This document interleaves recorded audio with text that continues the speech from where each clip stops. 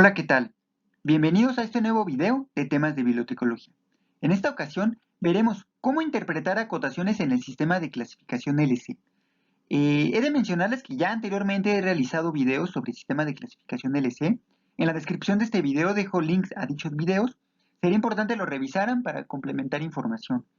Y bueno, también antes de continuar, cabe señalarles lo que es una acotación. Una acotación es una indicación. En este caso es una indicación que nos va a hacer el sistema de clasificación LC sobre cómo ir continuando nuestra asignatura de clase. La primera de estas acotaciones que revisaremos es A-Z, señalando algo muy importante, que el guión siempre nos va a especificar un rango. Cuando nosotros veamos un guión aquí en el sistema de clasificación LC, nos va a decir un rango entre dos valores. En este caso es la A y la Z. ¿Qué sería indicar que subdivide empleando una palabra? Les traigo el ejemplo de literatura de música, ML, el caso concreto ML 410 de la A a la Z para compositores, y este A a la Z nos lo está señalando aquí justamente en los ejemplos. Vemos que tenemos a Johann Sebastian Bach como B1, la B de Bach. Entonces, bueno, aquí se puede establecer una relación entre este rango de la A a la Z y un nombre. ¿Cómo obtenemos este número de Cotter? Bueno, pues con la tabla de Cotter justamente. A la Z nos indica que tenemos que ir a la tabla de Cotter y la palabra que vamos a introducir en esta asignatura de clase debe pasar primero por la tabla de Cotter para indicarla con su respectivo número. En este caso les recuerdo, bueno, fue B1 y aquí vemos una subdivisión mayor en este compositor. Caso que no vamos a ver, por ejemplo, aquí con Tchaikovsky, que es punto C4, y que vemos que únicamente está pues el número de Cotter. Aquí es importante ver qué compositores ya están y bueno, seguir esta estructura. También podríamos opcionalmente imitar esta estructura para otros compositores en caso de que queramos una mayor subdivisión de dicho compositor. Pero bueno, aquí es muy importante considerar la tabla de Cotter para nuestro asiento por eh, cada uno de los compositores. Recordemos que lo tomaríamos de una forma como si fuera un asiento principal. Y recordemos también que los asientos principales se pueden dar por nombres, ya sea nombre personal, nombre corporativo o nombre de reunión. El caso concreto de aquí, bueno, son asientos por nombre, entonces, bueno, tenemos a nuestros compositores justamente subdivididos utilizando este rango de la A a la Z auxiliados por la tabla de Cotter. Les traigo aquí, bueno, hay muchos ejemplos aquí que podríamos revisar.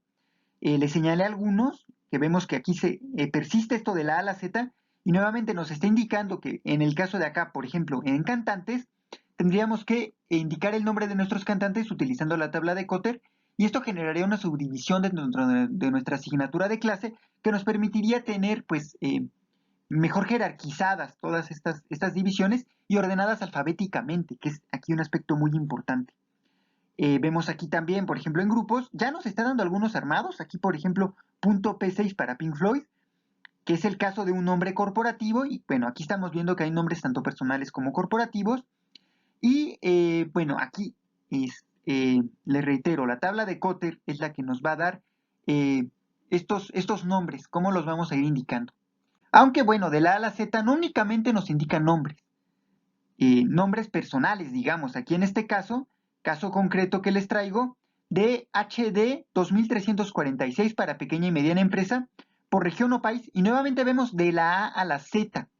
¿Qué ocurre aquí? Pues bueno, necesitaríamos nosotros en este caso colocar el nombre de la región o del país dentro de ese rango de la A a la Z, que sería nuevamente convertir el nombre de esta región o país utilizando la tabla de Cotter. Aquí le traigo los ejemplos de S7 para España y de V4 para Venezuela. Una forma muy sencilla de obtener digamos, estos nombres de países sería utilizando el Cataloging Calculator. En un video anterior ya les había hablado de esta herramienta. Aquí, para este caso, utilizaríamos el GeoCotter, que nos da justamente ya el nombre de la región o país con nuestro número de Cotter. Y bueno, aquí la recomendación se las hago porque si seguimos el número de Cotter tal cual nos aparece aquí, habrá una correspondencia con cómo lo está haciendo la Library of Congress, y esto nos va a permitir también tener muy bien subdivididos estos países y sin caer en errores o en imprecisiones o en tener otro nombre diferente para nuestras regiones o países, porque también se puede dar el caso que el sistema de clasificación LC en algún momento quiere integrar como ejemplo alguno de los países, y si nosotros ya lo armamos diferente a como ellos lo hacen, habrá una incongruencia entre lo que nos muestra el esquema y lo que tiene nuestro catálogo, y nuestras asignaturas de clase más en concreto. De ahí, bueno, este consejo que les doy, entonces sería importante que lo utilicen para el caso de las regiones o los países. También se puede utilizar para los nombres, en el caso de LC Cotter, y colocar aquí el nombre y bueno, les irá armando consecuentemente el nombre que ustedes pongan de acuerdo a los criterios de la tabla de Cotter. Otra de las acotaciones importantes a considerar es punto X, que representa a la asignatura que va surgiendo, a la cual se le agrega una subdivisión determinada por tabla. Acá volvamos a nuestro ejemplo de pequeña y mediana empresa. Por región o país, recordemos de la A a la Z, nos está indicando que pongamos ahí una región o país, y nos dice que vayamos a la tabla H73. Yendo a dicha tabla, vemos que encontramos esta anotación punto X, y luego aquí vemos punto X2A, guión, punto X2Z. Recordando nuevamente que el guión nos está indicando un rango. Entonces, si nosotros tuviéramos material sobre pequeña y mediana empresa en Madrid, España o en Caracas, Venezuela, tendríamos que colocar el nombre de una región dentro de una región que es mayor. El caso de Madrid, al estar dentro de España, entonces tendríamos que colocar dentro de la A a la Z a la ciudad de Madrid para el primero de nuestros casos. Entonces, bueno, ¿aquí qué ocurre? Punto X nos está indicando nuestra asignatura de clase hasta antes de haber llegado a esta tabla. Si nosotros ya teníamos, bueno, armado nuestra asignatura de clase hasta cierto punto, este punto X nos dice que a partir de ahí tenemos que colocar lo que la misma tabla nos está indicando. Entonces vemos el caso de Madrid de España, podría quedar nuestra asignatura de clase como HD 2346.S72M33. El M33 es para Madrid siguiendo este de la A a la Z. Aquí lo importante de este ejemplo, y por lo que lo señalo de color amarillo, es que toda esta parte que está en color amarillo es lo que representa nuestro punto X. Es decir, aquel valor misceláneo indefinido para la perspectiva de la tabla, pero que nosotros desde nuestra perspectiva de clasificador que va armando su asignatura de clase, va teniendo ya un valor establecido. Aquí nuestra X lo va a representar todo lo que nuestra asignatura de clase fue al momento. Si recordamos, bueno, nuestra clasificación al principio era HD 2346, punto de la A a la Z, entonces nos decía que pusiéramos la región o país, en este caso nuestro país es España, en inglés Spain, que sería determinado por S7, y como es un local, tendríamos que colocar el 2 que nos está diciendo aquí la tabla, que es el 2 de acá, y luego un valor que va de la A a la Z, que lo determina en nuestra región más pequeña, en este caso que es Madrid, como M33. El caso de Caracas, Venezuela es muy similar, y como vemos aquí, también está señalado en color amarillo HD 2346.V4, que es nuestro punto X, en este caso varía porque aquí estaríamos hablando de Venezuela y no de España. El 2, como vemos, sí es igual en los dos porque nos lo da aquí nuestra tabla. Y el C37, que es para la ciudad de Caracas. Aquí podemos notar, bueno, que este punto X, que para muchos que apenas se están familiarizando con el esquema, les resulta muy ajeno y no saben de dónde viene, o incluso puede que lo coloquen dentro de la misma asignatura de clase cuando únicamente nos está indicando un punto de partida. Aquí ese punto de partida, recordemos, nos lo da nuestra asignatura de clase previa. Continuando con las acotaciones, aquí tenemos una muy interesante que es CF punto, que podríamos traducir como confróntese con, solicita a quien clasifica haga un balance respecto a otra posible clasificación. Aquí tenemos el ejemplo de BF de Ciencias Ocultas con el exacto de BF 1407 para Biografía en Ciencias Ocultas, y vemos que nos pide confrontar con Biografía de Magos y Filósofos Herméticos y también con Biografía de Astrólogos. Aquí el clasificador puede reflexionar sobre si el material está mejor clasificado en ciencias ocultas, es decir, si habla de ocultistas en general, o si bien solo habla de astrólogos, da la oportunidad de hacer este balance y decir, bueno, si realmente está hablando de astrólogos, lo que tendríamos que hacer es ubicarlo en la clasificación que nos está diciendo aquí el esquema. Y bueno, el caso de que revisando nuestro material viéramos que queda mejor en biografía de astrólogos, vemos que ya nos dijo a qué clasificación nos debemos dirigir. En este caso nos dirigiríamos aquí, quedaría entonces como BF 1679 y acordémonos, ¿no? De la cotación que ya habíamos visto de la A a la Z. Aquí, según el astrólogo, se indicaría de la A a la Z su nombre utilizando para ello la tabla de Kotter. Este confronte secón, fíjense, tiene un valor que a veces es ambivalente en dos distintas clasificaciones. Vamos a ver aquí con este ejemplo, continuando con nuestra BF para ciencias ocultas, donde tenemos espíritus, apariciones, fantasmas y casas de fantasmas. Tenemos el confronte secón BV 5091.B6 y aquí con el que vamos a continuar nuestro ejemplo, con GR 580 folclore. Y aquí hay que hacer el balance. Si nuestro material está hablando de los espíritus como una realidad estudiable o como parte del folclore, tenemos que analizar muy bien nuestro material para ver en qué lugar quedaría mejor. El confronte C nos da esta última oportunidad para reflexionar y revisar bien el material y que quede clasificado adecuadamente, o en el caso de que tengamos la duda de en cuál de los dos quedaría mejor. Es decir, qué perspectiva tiene nuestro material, desde el folclore o desde una realidad. Entonces, bueno, si nos dirigimos a la clasificación que nos indicaba la confrontación que vimos previamente, nos iríamos a GR 580, fantasmas, espectros y apariciones, y nuevamente vemos que está el confróntese con ocultismo. Puede que hubiéramos llegado a folclore y analizando nuestro material dijéramos, no, es que esto va en ocultismo. Entonces, aquí esta oportunidad es ambivalente. Y bueno, esta ambivalencia nos la da ciertos temas que pueden caer en más de una clasificación. Entonces aquí hay que definir bien la perspectiva del material y esta es la que nos va a determinar justamente qué vamos a hacer. Ya de paso, bueno, revisemos otra acotación que es el signo de más, que es un desarrollo más amplio de la asignatura. En el caso de aquí, vemos que está el BF 1444 más. Eso quiere decir que ahí no termina nuestra asignatura de clase, debemos continuarla. Para lo cual, bueno, tendríamos que dirigirnos a la clasificación que nos está indicando aquí la confrontación y continuar con la estructura de nuestra asignatura de clase. La confrontación, como vemos, pues sí, nos permite esta reflexión y esta ambivalencia cuando un tema, le reitero, puede caer en más de una clasificación. El paréntesis. Un paréntesis nos señala que en algún momento fue una clasificación válida, pero se descontinuó. Indica sí, que bueno, en español sería véase, con la asignatura actual. El ejemplo que les traigo aquí, de N de pintura, es caligrafía como pintura, e incluso aquí el sistema de clasificación LC, el esquema, nos dice que, bueno, la Library of Congress ya descontinuó esta clasificación. Nos dice, bueno, cuándo fue descontinuada y nos indica a dónde nos tenemos que dirigir si tenemos un material de caligrafía como pintura.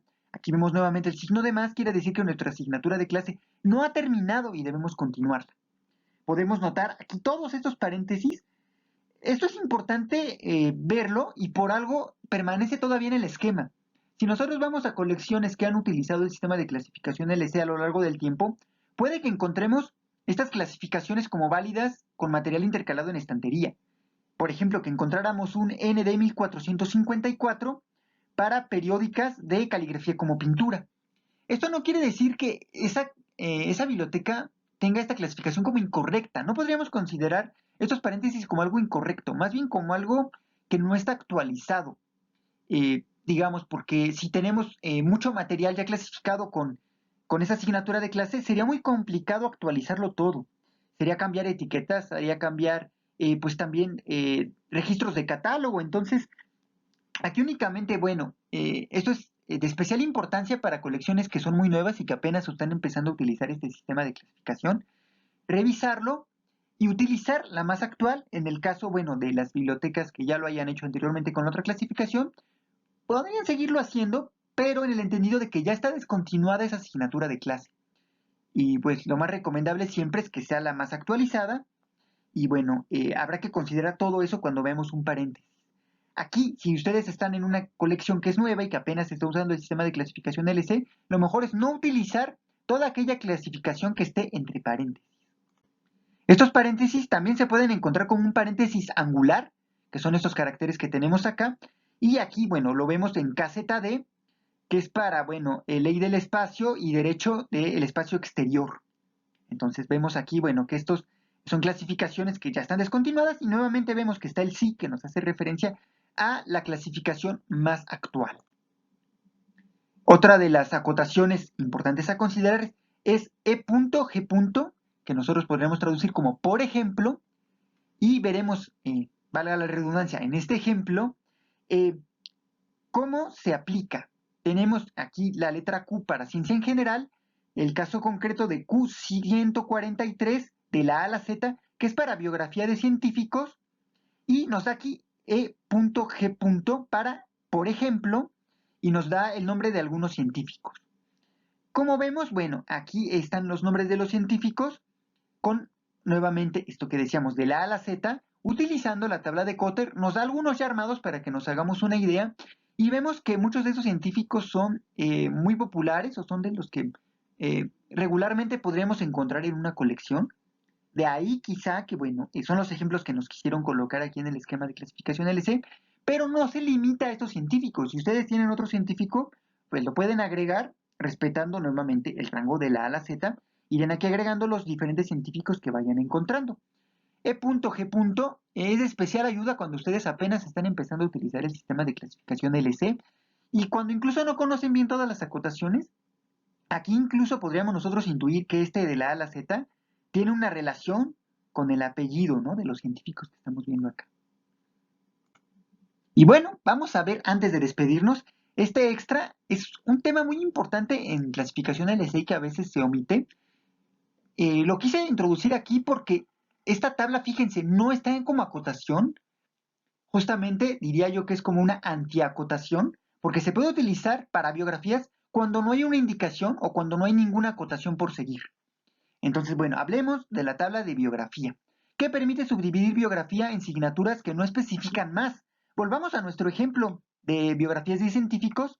Tenemos aquí el caso de Luis Pasteur. Vamos a imaginar que tuviéramos la autobiografía de Luis Pasteur. Bueno, quedaría con P3, P2, perdón, P2, pero si tuviéramos a otro, a otro biógrafo de Luis Pasteur, tendríamos una subdivisión de Kotter con otro apellido, que también sea con P. Entonces aquí, bueno, cabe ese problema. Si tuviéramos, por ejemplo, a Paredes, quedaría junto con Pasteur, quedarían Pasteur, Paredes, y quedarían revueltos, porque ya no tendríamos todas las autobiografías juntas y las biografías hechas por otras personas eh, separadas, quedarían todas revueltas. Entonces, no hay una subdivisión mayor como vemos.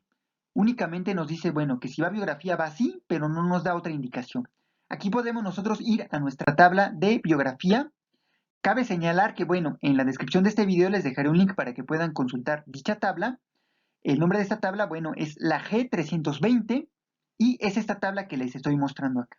En el caso, por ejemplo, de Luis Pasteur, acuérdense, ya vimos qué significa punto X, en este caso sería el P2 de Pasteur, y bueno, tendríamos en el caso de autobiografía que colocar A3, fíjense, aquí varía, ya es A3, ya no es repetir ese P2 para el caso de una autobiografía, y quedaría separado de nuestro ejemplo hipotético que decíamos. Si tuviéramos a nuestro autor Paredes, pues bueno, él quedaría en este rango de acá, y para ello habría que revisar estas recomendaciones que nos hace aquí esta tabla para el caso de este rango de A6-Z, ya que, bueno, aquí la primera letra ya no la está dando con la A, tenemos que hacer una equivalencia de nuestros rangos, de la letra del primer elemento de nuestro asiento principal. Esta tabla es bien importante y, bueno, muchas veces vemos que el esquema de clasificación LC no hace un envío. Veíamos en el caso de las biografías de los científicos, no nos hacía un envío hasta esta tabla, ni nos recomendaba que hiciéramos ya más, ni nos daba indicación alguna. Aquí, si nosotros tenemos presente que hay una tabla para biografía, podemos introducir los valores de esta tabla a nuestra asignatura de clase y queda una subdivisión mucho mejor, más clara y más precisa sobre nuestras biografías. Y bueno, con esto me despido entonces. Espero que les haya gustado este video. Si es así, pues les agradecería mucho si dieran un like. Si pudieran suscribirse a este canal, es muy importante que se suscriban y, bueno, a mí me permite hacerme una idea de cómo va funcionando el canal, qué puedo mejorar. También si tienen algún comentario, pues estaré atento a todos estos comentarios que puedan hacer. Me despido entonces, nos estaremos viendo en el próximo video.